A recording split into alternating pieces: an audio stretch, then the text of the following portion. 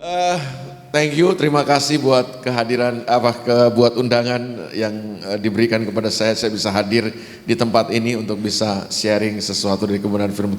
Kayaknya ada wajah-wajah yang saya nggak asing ya kayaknya ya. Ada wajah-wajah apalagi yang duduk-duduk depan ini kayaknya agak nggak asing wajahnya di sana. Semua orang-orang yang luar biasa ya, hampir serupa dengan Kristus ya. Ya, karena Yesus tuh maha hadir ya, sudah beda ya. Luar biasa ya. Terima kasih buat semua. Ini kali pertama nih ya saya kesini nih ya, ibadah hari Minggu ya. Ya saya dengar informasinya saudara udah hampir 3 tahun ya di sini. 3 bulan ya. Ya luar biasa, komunitas yang baru tapi saudara luar biasa saya percaya. Oke. Nama saya Elia Duta Makarawang yang belum kenal. Istri 1, anak 3 ya. Kemeja sekarang udah naik dari L ke XL ya, saudara. Selama pandemi ini efek pandemi lah ya. Sepatu ukuran 43 tetap. Itu aja yang saya bisa perkenalkan kepada saudara sebagai perkenalan karena baru kali ini ya. Kalau hari Jumat saya udah pernah 2 kali hari Jumat ya di sini. Kalau hari Minggu ini baru kali yang pertama nih saya kesini. Oke. Saya ingin bahas tentang berkat. Saudara suka dengan berkat? Saudara ketawa ya? Saudara suka ya dengan berkat ya? Saudara mau diberkati? Amin. Ya memang kelihatan wajah ya, kelihatan ya, pengen banget berkat. Rata-rata umumnya anak Tuhan tuh orang Kristen tuh kalau diberkati itu senang ya. Amin. Dan itu pastilah ya saudara. Nah itu yang saya mau bahas kepada saudara dalam kesempatan pagi hari ini. Saya bicara berapa lama ya saudara? Karena nggak dikasih tahu nih sama ini. 2 jam setengah? Oh jangan dong. Masa 2 jam setengah? Apakah kepanjangan itu? Oke, ya kita akan coba selesaikan ya dalam tempo yang sesingkat-singkatnya.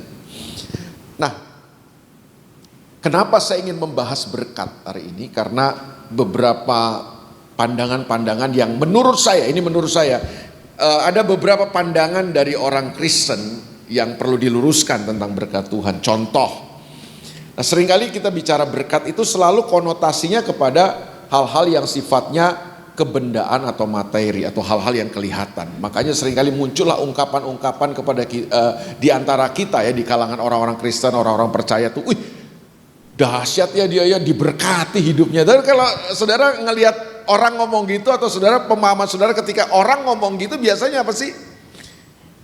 Ya kan, dulu naik motor, sekarang udah naik Mercy kan dia bilangin, dahsyat ya dia diberkati. Selalu kan gitu kan. Dulu mungkin rumahnya ngontrak, sekarang dia bisa bangun rumah harga 5 miliar.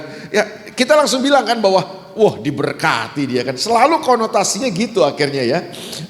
Persepsi orang, pandangan orang kebanyakan bukan di sini ya. Kalau di sini mah udah bener ya pemahamannya, cuma ingin saya konfirmasi aja gitu kan. Pandangan-pandangan orang di luar sana kayak begitu tuh tentang berkat ya kan. Sering ya kita ngomong gitu ya kan. Atau gereja yang diberkati itu gereja yang mana sih? Gereja yang gede, gereja yang fasilitasnya bagus, jemaatnya banyak, fasilitasnya mewah, gedungnya luar biasa dan lain sebagainya. Nah, pandangan-pandangan inilah yang menurut saya perlu kita luruskan. Nah, kenapa ada pandangan-pandangan yang seperti itu? Itu karena datang dari sebuah konsep kalau menurut saya. Nah, menurut saya di dalam dunia ini tidak ada kekuatan yang lebih dahsyat daripada sebuah konsep. Makanya ketika konsepnya salah, maka konsep yang salah itu akan melahirkan sebuah kekuatan yang sangat dahsyat ya dalam kehidupan. Karena konsepnya salah, perilaku kita jadi salah, tindakan-tindakan kita bisa jadi salah. Saudara tahu kenapa ada teroris hari ini, saudaraku ya? Kita sama-sama tahu ya, orang-orang yang tergabung dalam teroris itu berani meledakkan dirinya lewat bom-bom bunuh diri, itu tubuh mereka hancur, ya kan? Bahkan terakhir di Indonesia ya, kita masih ingat ya peristiwa di Surabaya itu kan satu keluarga itu, bapak, anak sama bapak, ibu sama kedua anaknya, itu luar biasa. Satu keluarga itu berani meledakkan diri. Menurut saudara, kenapa mereka bisa melakukan tindakan itu? Itu datangnya dari mana? Dari sebuah belief, betul ya? Dari sebuah keyakinan, daripada sebuah kepercayaan. Tapi pertanyaan saya gini, belief itu muncul dari mana? Kan nggak mungkin tiba-tiba belief aja gitu kan, langsung tindakan dihasilkan oleh belief kan, oleh kepercayaan kan. Nah, belief dan keyakinan kepercayaan mereka ini muncul dari mana? Kan tidak mungkin dong ujuk-ujuk. Dari apa? Dari pengajaran kan, betul ya? Nah, pengajaran ini memberikan sebuah konsep pemahaman dan pemikiran, betul ya? Nah, konsep pemahaman dan pemikiran hasil daripada pengajaran ini menghasilkan belief, menghasilkan keyakinan. Nah, keyakinan ini yang akan membentuk perilaku sehingga akhirnya menghasilkan sebuah tindakan. Nah, itu sebabnya saya bilang tadi bahwa kenapa ada banyak orang Kristen hari ini yang berperilaku aneh dalam kekristenan kalau menurut saya ya. Karena jangan-jangan ada banyak konsep-konsep dan pemahaman-pemahaman kita yang salah sebenarnya. Yang perlu diluruskan.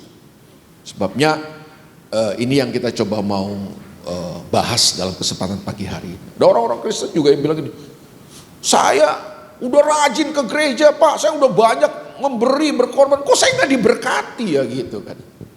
Saya tahu tuh teman saya, aduh kebaktian aja Senin Kemis, paling setahun 2 kali, Natal sama Paskah. Tapi kok kelihatannya dia diberkati ya gitu. Lebih enak hidupnya. Ya karena kamu memandang berkat itu salah kalau menurut saya sih. Nah ini yang kita coba ya luruskan hari. Nah sebelum saya membahas tentang berkat, saya mau kita paham dulu nih tentang apa sih sebenarnya tujuan daripada kekristenan kita. Apa tujuan Tuhan menyelamatkan hidup kita? Apa tujuan Tuhan menebus hidup kita? Apa tujuan utama daripada kekristenan kita? Nah ini sendiri ini banyak apa ya? Banyak keliru. Itu yang membuat akhirnya pemahaman kita tentang berkat akhirnya keliru juga, ya kan? Nah kita mulai dari sini dulu.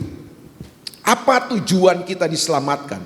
Apa tujuan kita ditebus oleh Tuhan Yesus? Nah banyak orang menetapkan tujuannya adalah gini, mati masuk sorga. Selalu itu. Kenapa? Tujuannya apa kita diselamatkan? Supaya kalau mati masuk. Ada nggak yang punya pemahaman sama kayak saya? Beberapa tahun lalu kan dulu saya punya pemahaman gitu. Karena kita diajarnya begitu dari kecil. Bahwa tujuan kekristenan ini adalah supaya kalau kita mati masuk surga. Ada nggak yang punya pemahaman kayak gini? Jangan ada dusta di antara kita. Saya masih dengar minggu yang lalu saya bicara di sebuah komunitas, terus sebelum saya khotbah saya menyampaikan pengajaran ada yang bersaksi kan.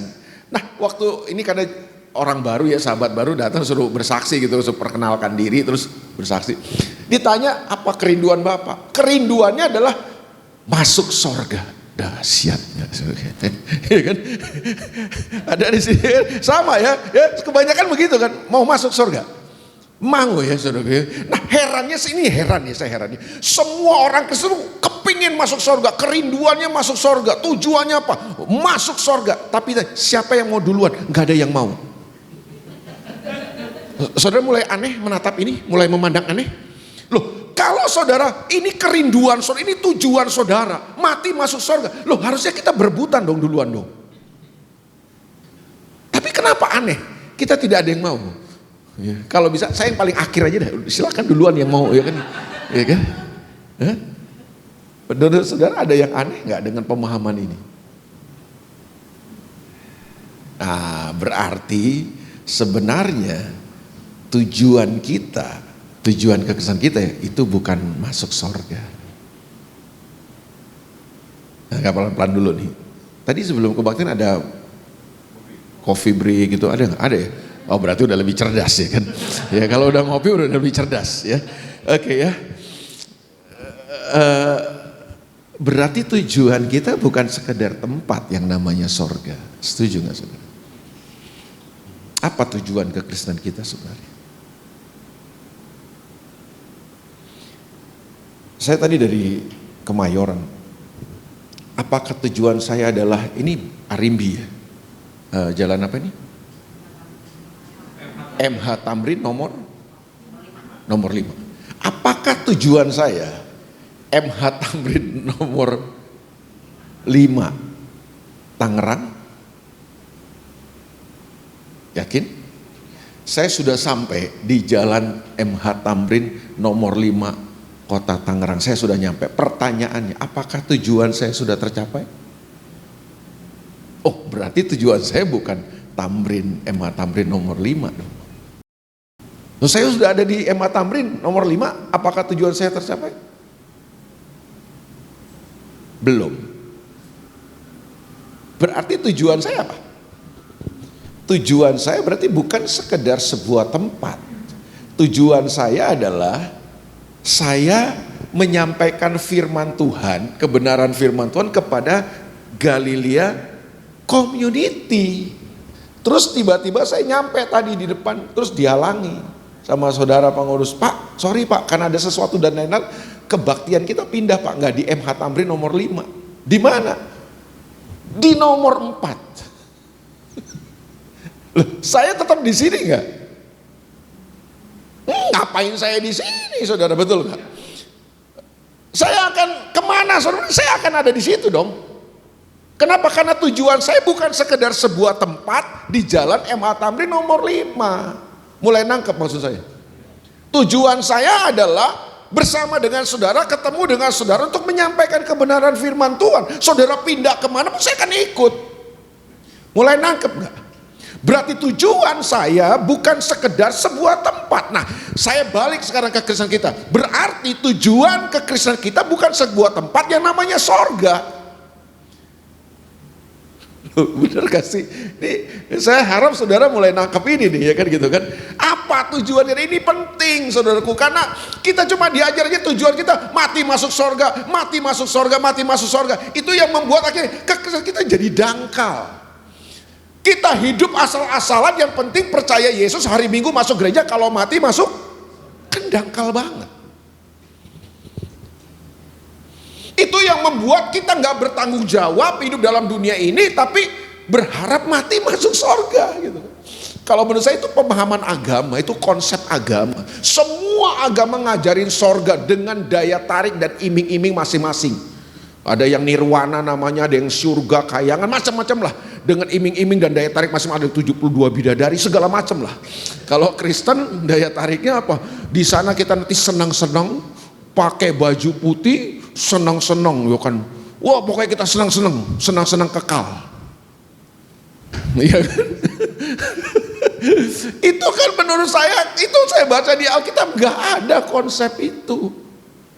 Nggak tahu siapa yang ngajarin, saudara. Tapi itulah yang banyak berkembang dalam pemahaman kita. Coba ya, sekarang kita mau menemukan apa tujuan kita. Kejadian pasal 1 ayat 26. Nah, tujuan kekristenan itu sebenarnya adalah sama dengan tujuan Tuhan menciptakan manusia. Itu sama. Apa tujuannya? Ini dia. Kejadian pasal 1 ayat yang ke-26 bilang begini. Berfirmanlah Allah, baiklah kita menjadikan manusia menurut gambar dan rupa kita. Katakan dulu sama-sama, menurut gambar dan rupa kita. Nah, kata gambar dan rupa kita itu dalam bahasa asli perjanjian lama itu bahasa Ibrani. Kalau perjanjian baru bahasa aslinya, bahasa teks aslinya adalah teks Yunani. Kalau perjanjian lama ini Ibrani, saudaraku. Nah, kata gambar dan rupa kita itu dipakai kata Salem dan Demut. Katakan sama-sama, Salem dan Demut. Ya salah-salah dikit nggak apa-apa lah, tetap masuk surga lah, saudara ya. Nah ini informasi aja. Salem dan Demut itu punya arti tuh gini.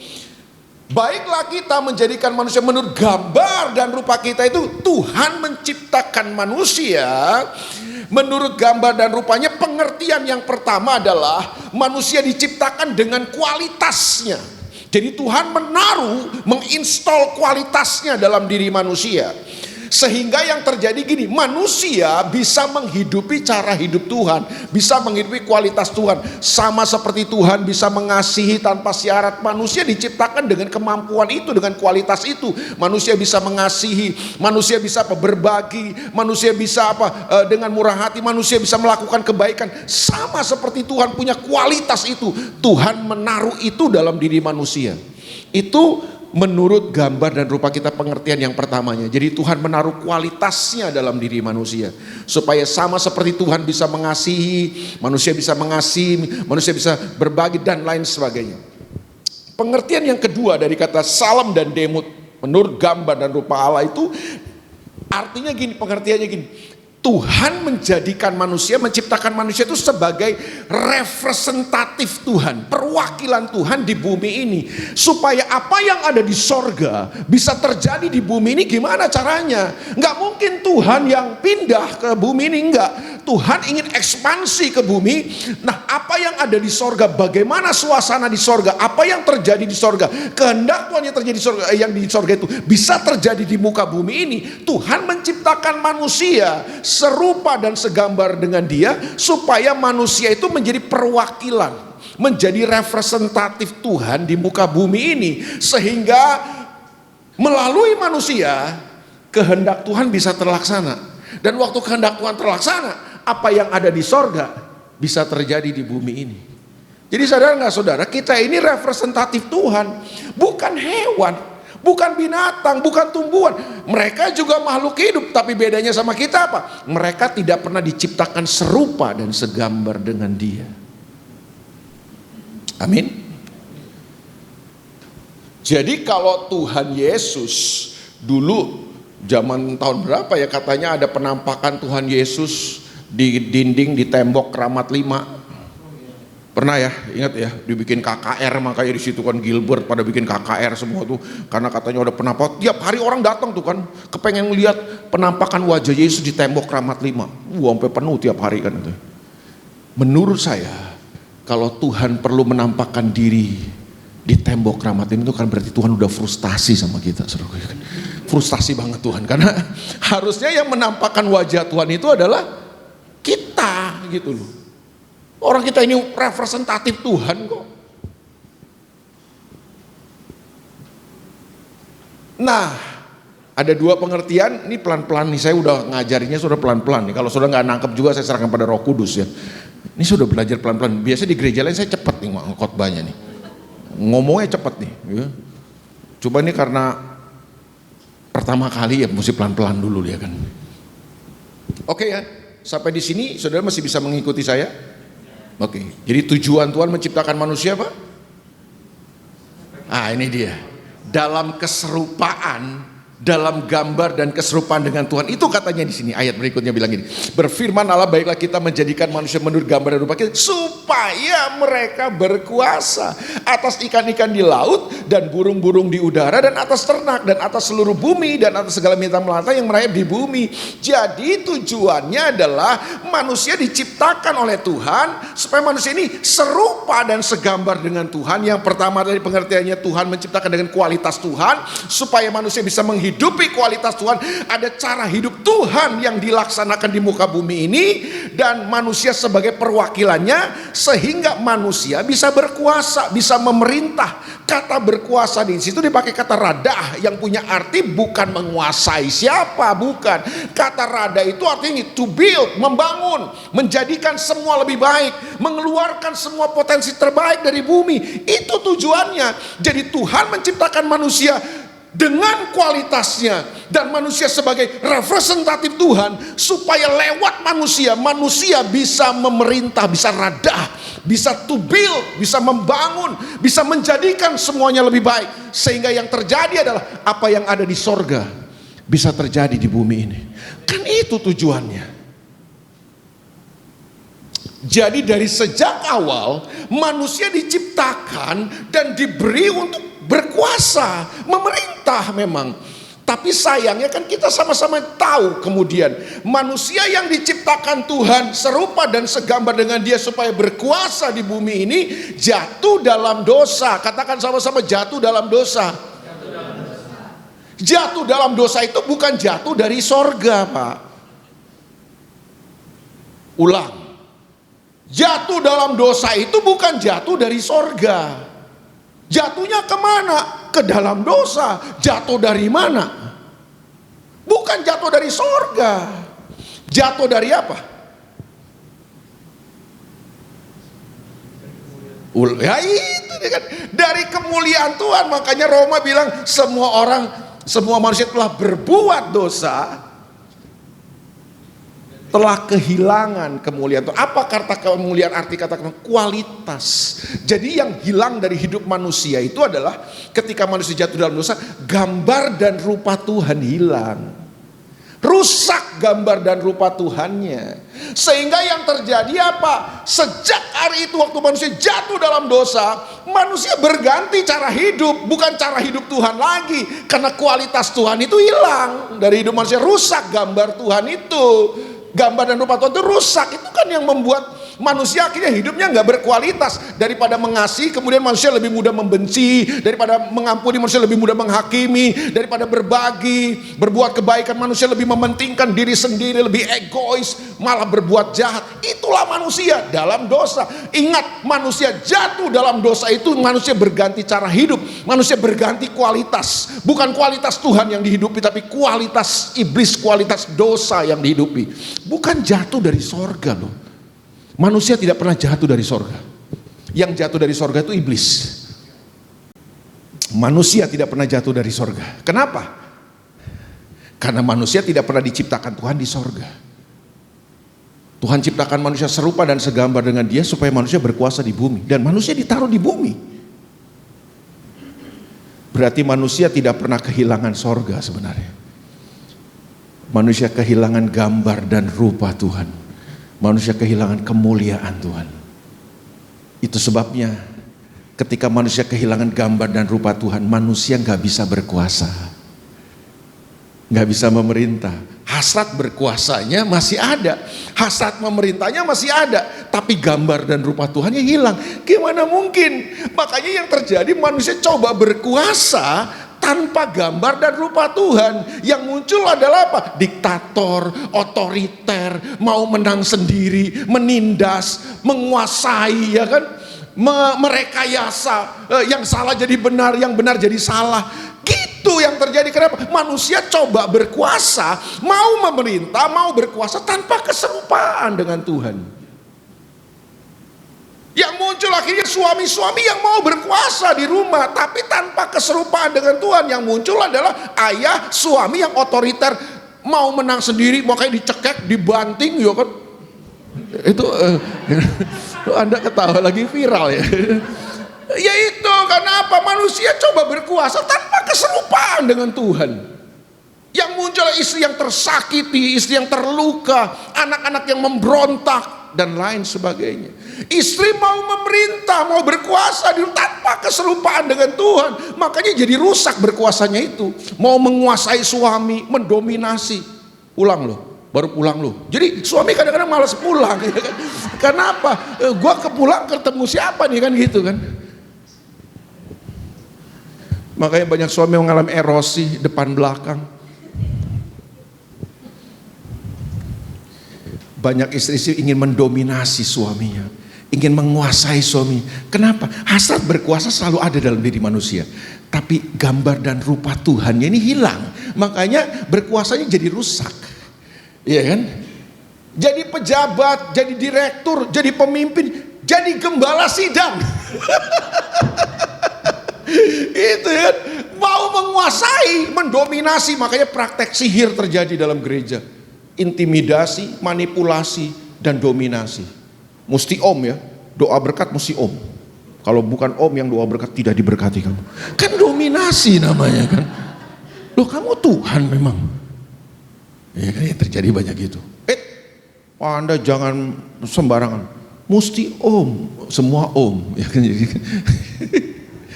Aduh. Itu kenapa? Karena manusia mau berkuasa tanpa gambar dan rupa Tuhan. Sampai di sini masih bisa mengikuti? Kalau nggak bisa mengikuti saya pulang ya. Buat apa saya teruskan? Anda tidak bisa mengikuti, bisa mengikuti? Oke, kalau bisa. Nah, pertanyaannya, apakah ide ini ada di sepanjang Alkitab kita? Ataukah ini cuma perjanjian lama, Pak? Ini cuma waktu penciptaan, udah nggak ada lagi? Oh, enggak. Sepanjang Alkitab kita, narasi ini, ide ini, konsep ini konsisten.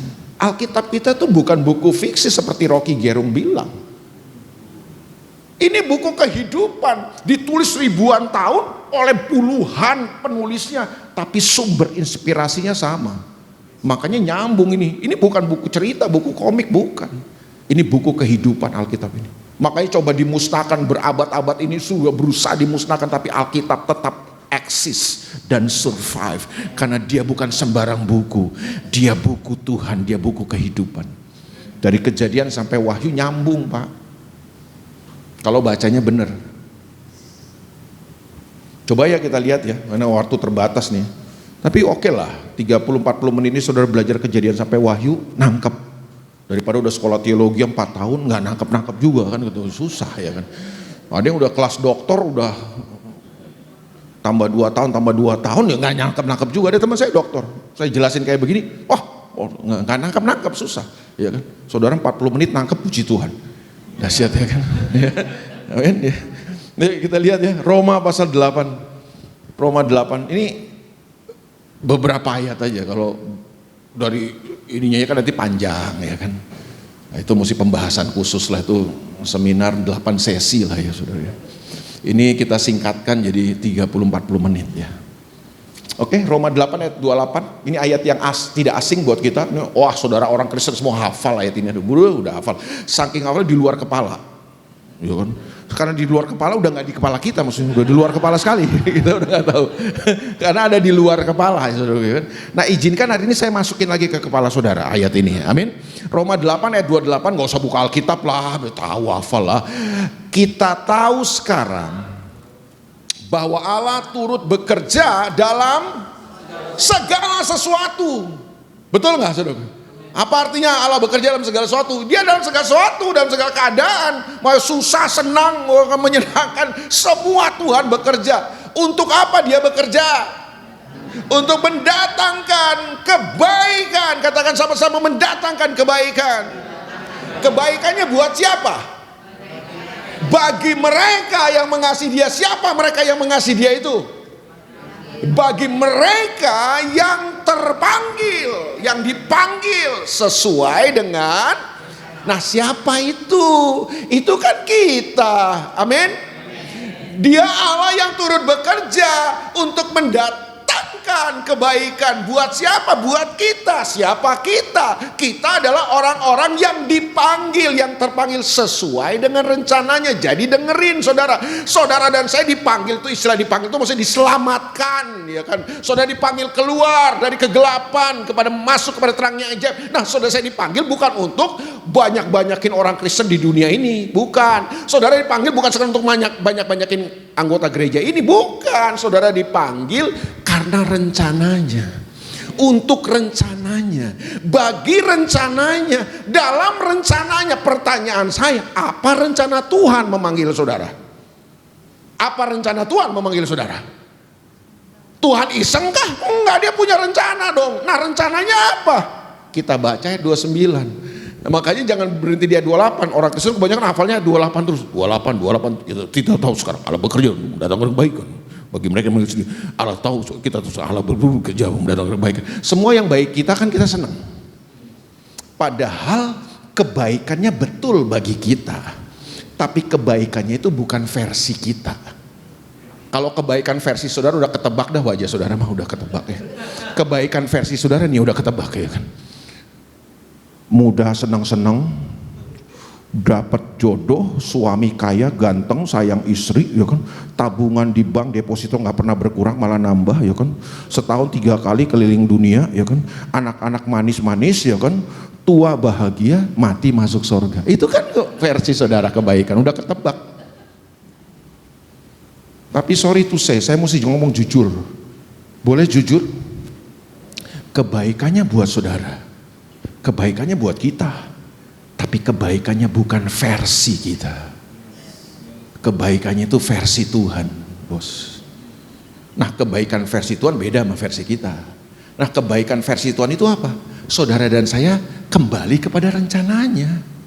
Apa rencananya? Ayat 29 kita baca. Sebab semua orang yang dipilihnya dari semula, mereka juga ditentukannya dari semula untuk itu kan rencananya kan. Udah saya bilang apa? Ini rencana, ini tujuannya. Ini tujuan saudara dipanggil itu untuk apa? Kita kembali lagi kepada rencana Tuhan. Apa rencana Tuhan?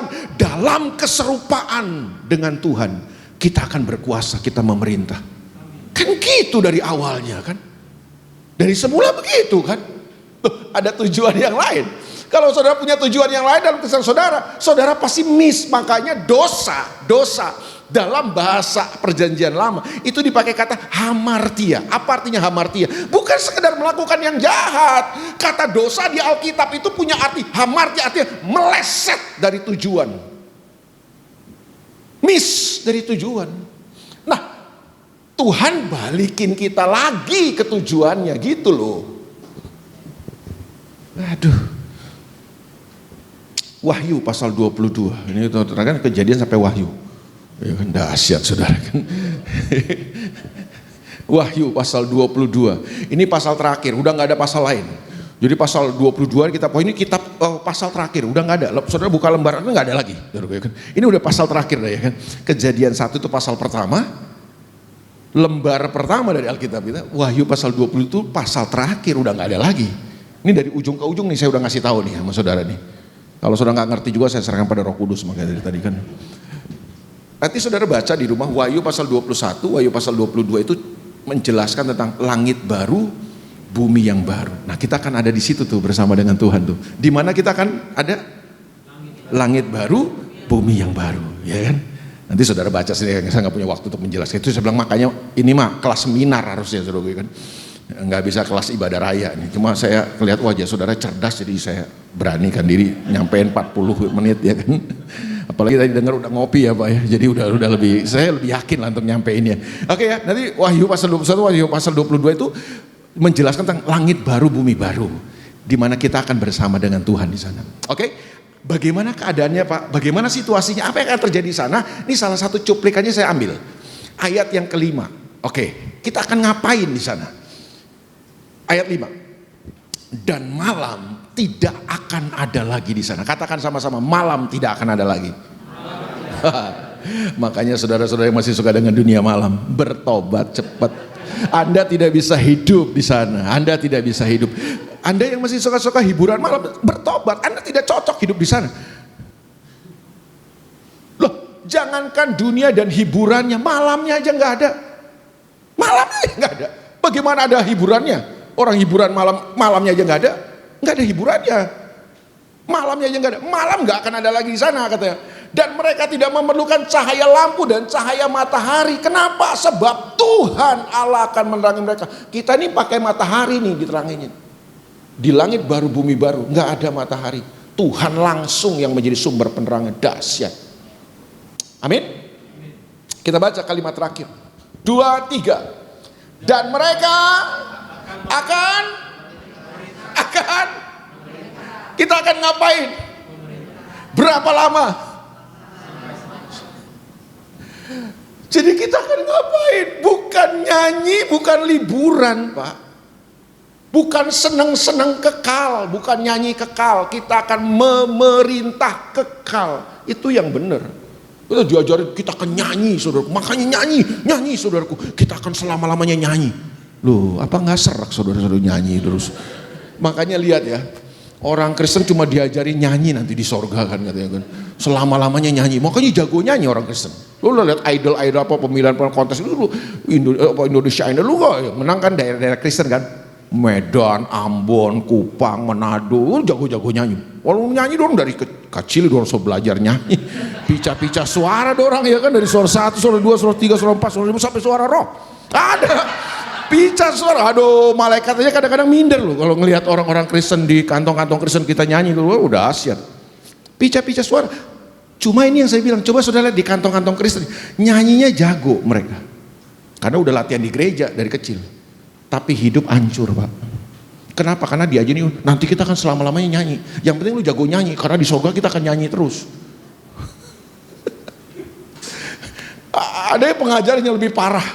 Kita akan senang-senang kekal. Makanya orang Kristen senangnya senang-senang liburan. Makanya kalau kerja banyakkan liburan, maunya libur gitu, maunya libur senang kita. Kenapa? Karena konsepnya gitu. Di surga kita akan senang-senang kekal, libur, holiday kekal. Makanya suruh kerja kita malas, kalau udah libur, hore libur gitu kan. Karena konsepnya tuh gitu, kita akan senang-senang. Memang nanti tidak ada air mata katanya. Cuma kan bukan senang-senang kekal kita. Kita akan ngapain? Sebagai iya raja kan bukan senang-senang, raja mah tugasnya memerintah, namanya raja. Masa raja tugasnya nyanyi? Enggak ada raja tugasnya nyanyi. Tugasnya raja itu memerintah. Loh, kalau kita raja, Yesus siapa Pak? Dia raja di atas segala raja.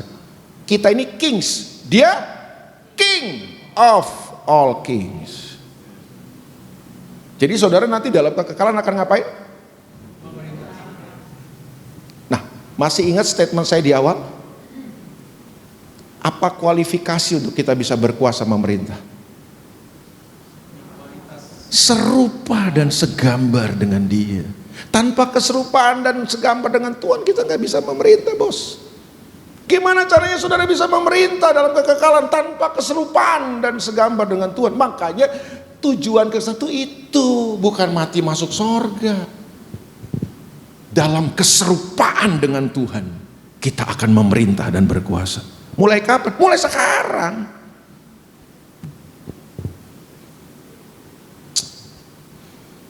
Masih ingat kita mau bahas apa hari ini? Ya jangan sampai lupa itu ya, berkat kita mau bahas. Oke, sampai di sini saudara bisa paham ya. Nah baru saya mau masuk ke berkat 5 menit aja, khotbah berkatnya. Iya kan gitu. Ini yang panjang jelasin ininya nih saudaraku. Oke, kita balik ke Kejadian pasal 1 ayat 26 tadi. Nih jangan miss nih tujuannya. Waduh, saya berulang kali ngajarin jemaat dulu. Karena ngerubah yang berabad-abad udah masuk di kepala kita kan susah kan. Mati masuk surga ya kan. Tujuannya masuk surga. Ada gereja visinya apa? Siap ke surga.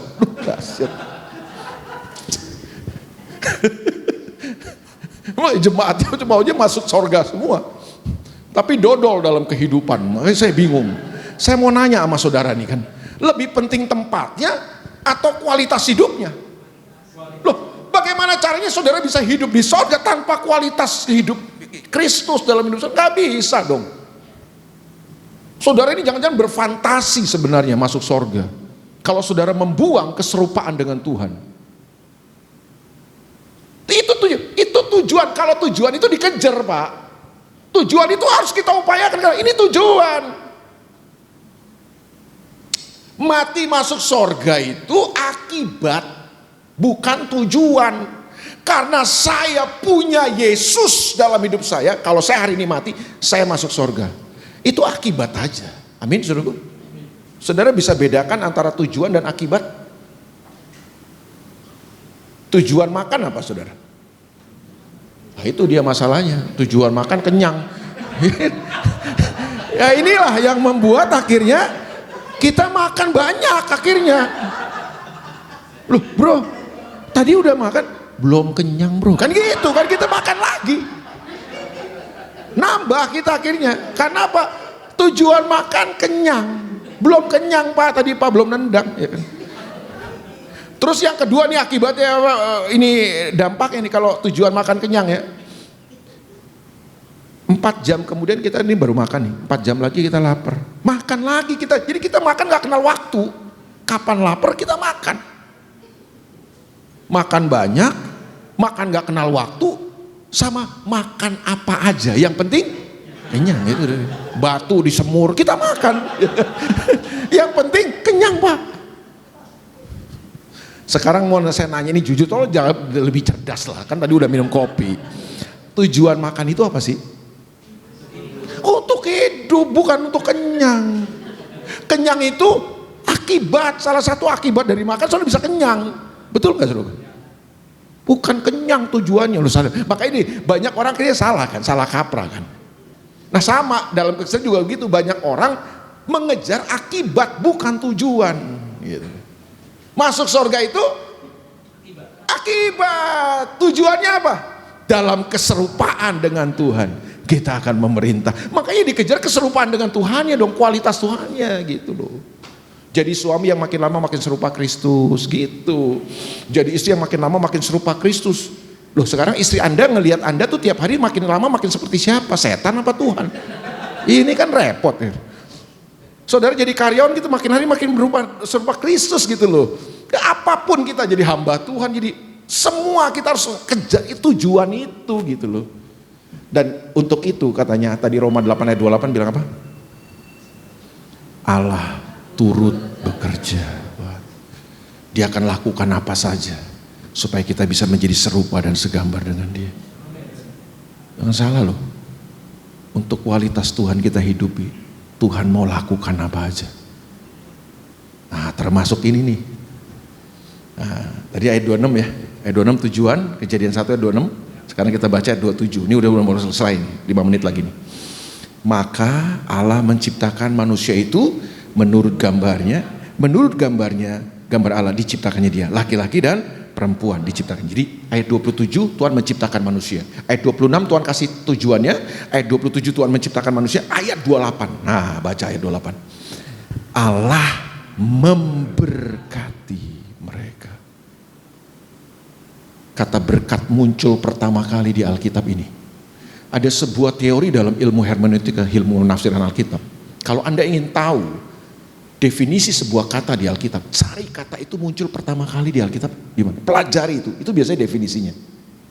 Nah, kata berkat itu muncul pertama kali di sini. Allah memberkati mereka.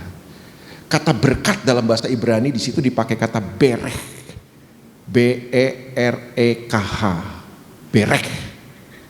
Nah, seringkali ditambah akhiran aha, berekah. Dari kata berekah bahasa Ibrani ini muncul ke Arab jadi barokah, muncul ke Indonesia jadi berkah. Mulai tangkap kan saudara kan? Jadi kata berkat itu muncul di sini pertama kali. Apa arti kata berek itu, berekah itu? Pengertian dasarnya adalah gini: seseorang yang menaruh tangan di atas kepala orang yang lain sebagai tanda yang pertama gini, saya berkenan kepada orang ini. Yang kedua, saya akan support kamu. Apapun yang saya miliki akan saya berikan untuk mendukung kamu supaya kamu bisa mengerjakan misi yang saya kasih buat kamu. Itu kata bereh. Makanya kenapa kalau diberkati itu selalu tumpang tangan kan? Itu dari sana itu pengertiannya itu. Apa artinya bereh itu? Seorang yang menaruh tangannya di atas kepala seorang sebagai tanda yang pertama, saya berkenan sama kamu. Dan yang kedua, saya akan support kamu. Itu kata berek. Pertanyaan saya, manusia udah lakukan apa di situ?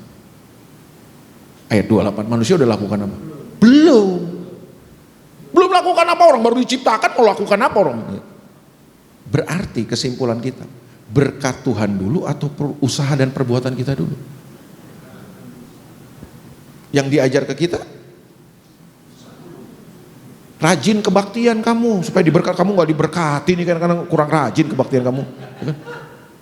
Kemarin kan ada satu pendeta yang bikin kontroversi lagi, pendeta terkenal lah ya kan, komentarin Brigadir J ya kan, yang keluarganya orang Batak sedunia ngamuk ya kan. Ya saya dengar malah jemaatnya yang orang Batak banyak kabur katanya Pak sekarang. Nah ini Brigadir J jangan salah loh, itu bukan soal keluarganya si Huta Barat tuh, ini orang Batak sedunia udah dukung dia sekarang. Hati-hati. Ya memang menurut saya nggak mau komentarin kontennya ya, tapi saya tertarik dengan kaos yang dipakai oleh pendeta terkenal itu waktu siaran YouTube-nya. Saya salfok mungkin ya. Orang lain iniin kontennya, saya malah ngelihat kaosnya ya kan gitu kan. Kaosnya kan tulisannya banyak doa, banyak berkat. Ya kan? Sering dengar ya? Banyak doa, banyak berkat. Itu kalau diterusin karena kaos kan pendek ya kan. Kalau diterusin panjang ya. Banyak doa, banyak berkat, kurang doa, kurang berkat, tidak doa, tidak berkat. Itu begitu tuh. Menurut saya benar nggak itu? Kelihatannya benar. Tapi menurut saya itu secara konsep alkitabiahnya keliru. Loh, kalau banyak doa banyak berkat, saya sarankan berhenti saudara kerja. Doa terus saudaraku. Karena banyak doa, nah iya kan, nggak usah kerja, doa yang banyak. Karena berkat kita ditentukan dari doa kita. Pertanyaan saya, sumber berkat kita doa atau Tuhan? Oh bukan doa ya. Saya nggak anti doa loh. Tapi yang diajar ke kita begitu. Kasih perpuluhan lebih banyak. Anda nggak ngasih, pantesan nggak diberkati. Jadi berkat itu dipahami sebagai gini, timbal balik, transaksional akhirnya. Kamu lakukan apa, nanti Tuhan kasih apa. Waduh, Anda dagang sama Tuhan. Saya baca Alkitab, pelajaran enggak gitu konsepnya. Tolong bedakan antara berkat dan upah. Upah itu adalah sesuatu yang saudara terima karena saudara melakukan sesuatu, itu upah. Berkat itu bukan. Makanya saudara orang Kristen akhirnya gitu, ke gereja supaya diberkati, Pak. Jadi semua nyanyi, angkat tangan kita, tepuk tangan kita. Lu mau diberkati, lu tepuk tangan kalau mau diberkati. Kan makanya WL siapa yang mau diberkati Tuhan? Tepuk tangan, tepuk tangan. Nah, karena kita mau diberkati. Aduh, dangkal kan? Dangkal nggak? Saudara sedang menertawakan diri saudara sebenarnya. Benar nggak? Kita tuh sebenarnya kacau pemikiran kita akhirnya di sini. Loh, tepuk tangan terus diberkati.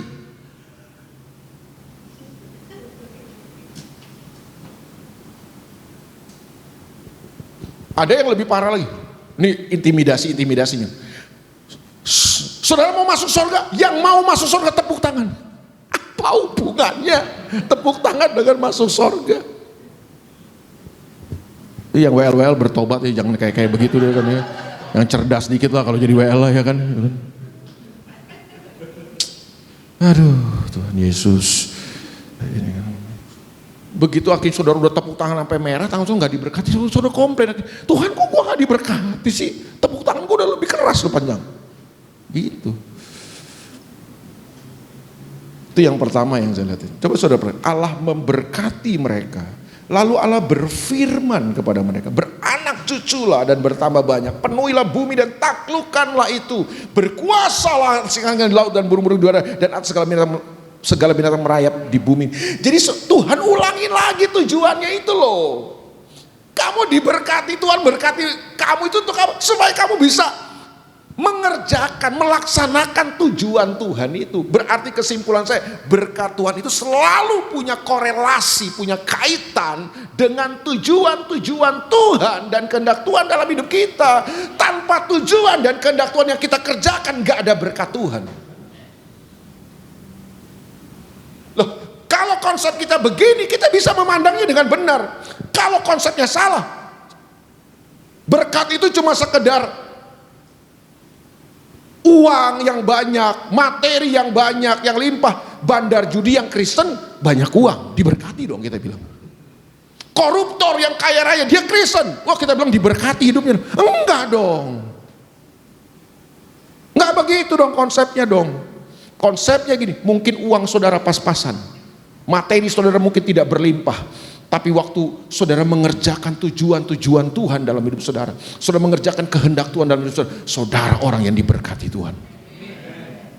Iya dong. Karena ukuran kita tentang berkat udah beda harusnya. Amin. Jangan saudara pikir orang yang gak punya misalnya, punya materi terbatas, tapi ketika dia bisa mengampuni, dia bisa mengerjakan tujuan-tujuan Tuhan, dia bisa berbagi, itu orang diberkati daripada orang yang kaya raya punya materi yang limpah, pelitnya minta ampun. Kan lebih nggak diberkati orang itu mah kalau menurut saya kan. Betul nggak saudara? Jadi berkat Tuhan itu selalu harus punya kaitan dengan tujuan dan kehendak Tuhan. Tanpa tujuan-tujuan ilahi, tanpa tujuan-tujuan dan kehendak Tuhan yang kita kerjakan dalam kehidupan, nggak ada berkat. Berkat itu disediakan Tuhan buat apa? Supaya kita mampu mengerjakan tujuan-tujuan dan kehendak Tuhan. Kesimpulan saya adalah berarti berkat Tuhan itu apa, Pak? Kemampuan ilahi dan penyediaan ilahi yang diberikan Tuhan kepada kita supaya kita bisa melaksanakan, mengerjakan tujuan-tujuan dan kehendak Tuhan dalam hidup kita. Itu berkat. Saya tidak peduli hari ini berapa banyak uang dan harta saudara, tapi waktu saudara mengerjakan kehendak Tuhan dalam hidup saudara, saudara orang yang diberkati. Dari mana saya tahu saudara diberkati? Dari mana saya tahu? Dari kehendak Tuhan yang saudara kerjakan dalam kehidupan saudara. Sorry itu saya, Anda boleh punya banyak uang saudara melihat, harta saudara melihat, tapi kalau saudara nggak mengerjakan tujuan Tuhan, saya cuma bilang saudara orang kaya. Orang yang diberkati? Enggak. Karena berkat Tuhan itu selalu punya kaitan dengan tujuan-tujuan dan kehendak Tuhan dalam kehidupan kita.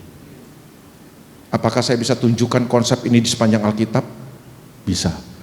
Tapi waktu juga yang memisahkan kita. Nggak bisa, saudaraku. Hari ini nggak bisa. Nanti kapan-kapan lagi supaya saya diundang lagi, saya akan jelaskan kepada saudara. Tapi kalau nggak diundang, saudara bisa WA saya akan jelaskan ayat-ayatnya. Amin, saudaraku. Wah, ada di sepanjang Alkitab ini. Sekarang kita melihat konsep yang berbeda dong tentang berkat Tuhan. Amin. Justru karena saya diberkati, saya beribadah. Karena saya diberkati, saya berdoa. Bukan saya berdoa supaya diberkati, kebalik. Karena saya diberkati, saya mengerjakan kehendak Tuhan. Salah satu kehendak Tuhan adalah saya bersekutu bersama orang-orang percaya untuk sama-sama memuliakan Tuhan. Makanya saya ada di sini. Gitu dong. Jadi semua yang kita kerjakan itu karena kita percaya ada berkat Tuhan yang tersedia buat kita, makanya kita mau mengerjakan tujuan-tujuan Tuhan dalam hidup kita. Nah, saudara, makanya nggak perlu pusing soal berkat ini. Makanya berkat itu bukan pengejaran harusnya, karena itu disediakan Tuhan buat kita ketika kita mengerjakan tujuan-tujuan dan kehendak Tuhan dalam hidup kita. Selamat jadi jemaat yang diberkati Tuhan. God bless you all.